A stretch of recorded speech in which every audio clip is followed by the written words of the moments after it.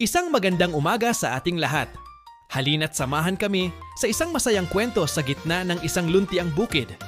Kilalanin natin ang tatlong magkakaibigang bibe na laging magkakasama sa bawat adventure at laging masigla sa kanilang paglalakad. Ito si Biba Ono. Siya ay maliit, may dilaw na balahibo at laging nakasuot ng kanyang paboritong pulang bow tie. Kasunod niya si Bibe 2. Siya naman ay may orange na balahibo at suot ang kanyang asul na sombrero. Matalino siya at mapagmasid. At syempre, narito rin si Bibe 3. Isang matapang na bibe na may maputing balahibo at suot na berdeng bandana sa kanyang leeg. Habang sila ay naglalakad sa tabi ng malinis na batis, masaya silang nagkakantahan at naglalaro sa ilalim ng mainit na araw.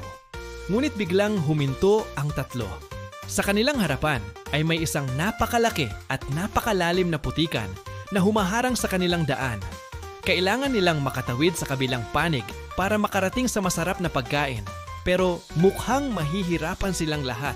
Sinubukan ni Bibi mo na tumawid ng mag-isa. "Kaya ko ito," sabi niya.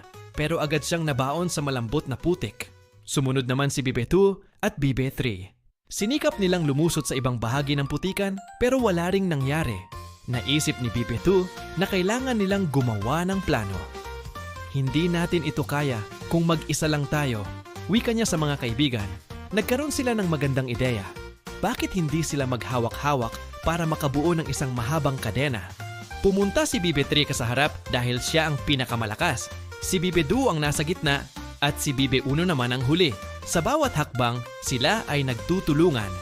Kapag may bumabaon, hinihila sila ng nasa harapan ng buong lakas. Sa wakas, malapit na silang makarating sa kabilang panig. Dahil sa kanilang pagkakaisa, hindi sila tuluyang nabaon. Tagumpay! Nakatawid ang tatlong bibe sa malalim na putikan. Masaya silang nagdiwang at nagyakap-yakap sa kabilang dako. Natutunan nila na walang pagsubok na masyadong mahirap kung tayo ay magtutulungan at magkakaisa bilang isang grupo. Sana ay nagustuhan ninyo ang kwento ng tatlong bibe. Hanggang sa muli nating pagkikita para sa mas marami pang aral at saya.